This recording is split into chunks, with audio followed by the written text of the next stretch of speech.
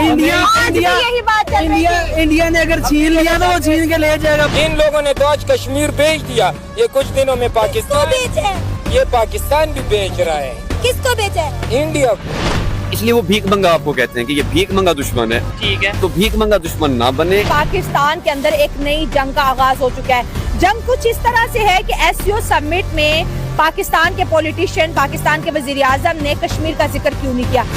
उन्होंने बेच दिया इंडिया को, हमारा कश्मीर बिक गया इंडिया के आगे। सही। क्या पाकिस्तान ने कश्मीर का सौदा कर दिया है? क्या पाकिस्तान ने कश्मीर इंडिया को बेच दिया है? क्या ना हमारी कमजोरी कश्मीर की वजह से है ना। कि आज तक आर्मी ने हमें क्या बना कर दिया? कोई गरीब को मोटरसाइकिल बना कर दी, कोई सस्ती कार बना कर दी, ठीक है ना। कारगिल की जंग जीते, सियाचिन की जीते, कोई भी नहीं जीते। जयशंकर के भारत रवाना होने के बाद पाकिस्तान में एक नई बहस छिड़ गई है कि पाकिस्तान ने एससीओ मीटिंग में डॉक्टर जयशंकर से कश्मीर के मुद्दे के ऊपर बात क्यों नहीं की? क्या पाकिस्तान ने कश्मीर का सौदा कर दिया है? क्या पाकिस्तान ने कश्मीर इंडिया को बेच दिया है? पाकिस्तान में अब नई बहस छिड़ गई है कि इसहाक डार और डॉक्टर जयशंकर के दरमियान खाने की टेबल पे कानों में क्या बातें हो रही थी। पाकिस्तान ने कश्मीर को इंडिया के सामने बेच दिया है, जो इन्होंने जिक्र नहीं किया। और ये जंग जो है पाकिस्तान और इंडिया के मीडिया तक पहुंच चुके हैं। इंडिया मीडिया का ये कहना है कि आप एससीओ में भी कश्मीर कश्मीर कर रहे हैं, तो पीओके भी हमारा है और गिलगित बल्तिस्तान भी हमारा है। तो एक शदीद किस्म की जो जंग है वो देखने को मिल रही है। ने तो आज कश्मीर बेच दिया, ये कुछ दिनों में पाकिस्तान, बेचा है? ये पाकिस्तान भी बेच रहा है। किसको बेचा है? इंडिया को। क्या सबूत है? सबूत क्या है? 4 आए थे, वो बात किया ही नहीं है। मुद्दा ही नहीं था ना, एससीओ का मुद्दा ही नहीं था कश्मीर। तो मुर्दा वो कश्मीर बोलते हैं ना, हमें पाकिस्तान चाहिए ना हमें इंडिया चाहिए, उसको अपने हाल में छोड़ो। फिर वो इंडिया के साथ खुश है? नहीं खुश है वो। अगर खुश है हम इंडिया को भी कब्जा करेंगे, हम मुसलमान हैं। इंडिया पे भी कब्जा? इंडिया पे भी कब्जा करेंगे, काले पटकी वाले। आप पाकिस्तान फेल होने वाला है, जो पाकिस्तान के हालात चल रहे हैं। मरियम नवाज को मेहमानों का इतराज हो गया है, मियाँ शहबाज शरीफ को मेहमानों का इतराज हो गया है। मेहमान तो एक खुदा का जो रहमत होती है। से तो दिया ये मामला चल रहा है ये कि उस पर बात नहीं की। इमरान खान 1 दफा आया है, बेनजीर 2 दफा आई है, नवाज शरीफ 3 दफा हो गया है। अब तक 1947 से अब तक 22 वजीर आजम गुजर चुके हैं, तो भाई किसी ने भी ये तीर नहीं मारा। तो अब क्या तीर लगेगा? ये तीर नहीं लगेगा। इस तीर लगने के लिए कोई मोहम्मद बिन कासिम का इंतजार किया जा रहा है, और वो मोहम्मद बिन कासिम अब नहीं आ सकता। बात यह कि माजरत के साथ हम पाकिस्तानियों ने काम नहीं किया। इंडिया ने काम ये किया है कि इसने बाकायदा अपने लोगों को वहाँ जाके बसाना शुरू किया है, ठीक है, उनकी बस्तियां आबाद की हैं। अब 2 साल और गुजर जाए, कश्मीर का इशू सॉल्व नहीं हो कह रहे हैं कि सकता। मैं आपका कश्मीर भी लेना चाहता हूँ। इंडिया आज भी यही बात चल रही थी। इंडिया ने अगर छीन लिया तो वो छीन के ले जाएगा। पाकिस्तान आर्मी फिर भी इंडिया तो गिलगित बल्तिस्तान को भी कह रहा है मेरा इंडिया, तो आजाद कश्मीर को भी कह रहा है मेरा है। 1992 में जब बलूचिस्तान का भी कह रहा है। देखिए, हमने तो यहाँ तक बोल दिया था इंडिया को कि कश्मीर लेने के लिए 300 जंगे करेंगे।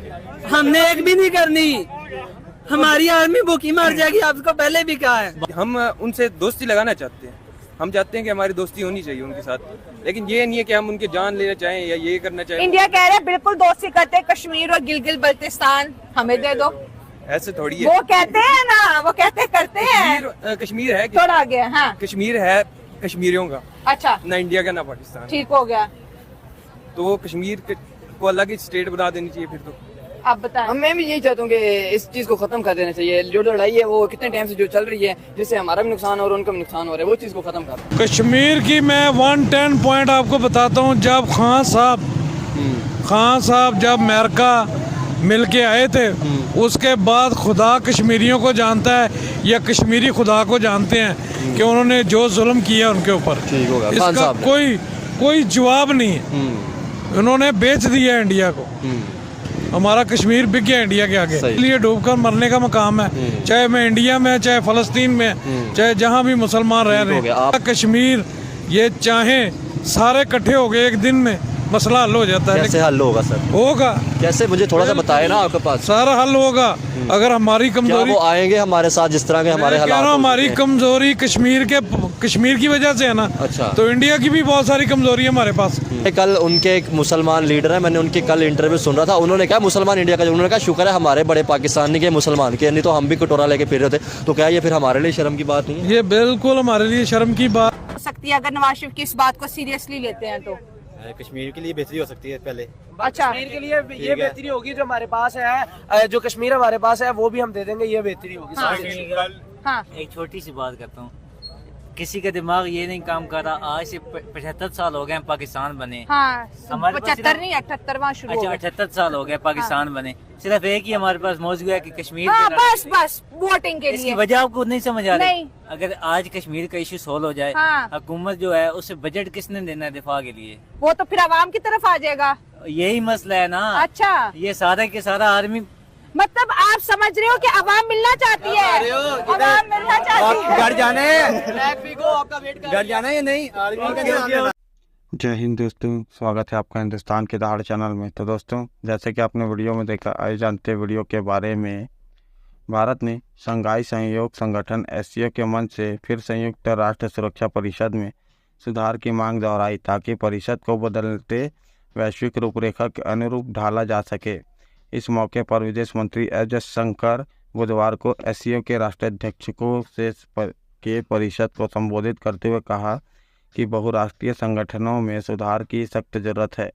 एससीओ सदस्यों को इतने महत्वपूर्ण मुद्दे पर चुप बैठने के बजाय बदलावों की वकालत करने की भूमिका में निभानी चाहिए। विदेश मंत्री के मुताबिक सुरक्षा परिषद को दोबारा से ठीक करने का समय आ गया है ताकि यह ज़्यादा देशों का प्रतिनिधित्व कर सके, अधिक समावेशी, पारदर्शी, प्रभावी, लोकतांत्रिक और उत्तरदायी बन सके। स्थायी और गैर स्थायी दोनों जगहों में संयुक्त राष्ट्र सुरक्षा परिषद में व्यापक सुधार की जरूरत है। मैं आपको याद दिलाता हूँ कि हमने 2024 में अस्ताना में स्वीकार किया कि संयुक्त राष्ट्र की विश्वसनीयता और प्रभावशीलता व्यापक सुधार के माध्यम से विकासशील देशों का प्रतिनिधित्व सुनिश्चित करने पर निर्भर है। विदेश मंत्री एस जयशंकर ने आतंकवाद, चरमपंथ और अलगाववाद को तीन बुराइयां बताते हुए बिना किसी का नाम लिए हुए सीमा पार आतंकवाद पर मेजबान पाकिस्तान को एक कड़ा संदेश दिया। उन्होंने कहा, सहयोग और एकीकरण को बढ़ावा देने के लिए इन तीनों मसलों का समाधान निकालने की ज़रूरत है। अगर सीमा पार से आतंकवाद, चरमपंथ और अलगाववाद जैसी गतिविधियां होती है तो इनसे व्यापार, ऊर्जा प्रवाह, संपर्क बढ़ावा नहीं मिलती है। एस जयशंकर ने इशारों में पाकिस्तान को अच्छे पड़ोसी होने का महत्व समझाया।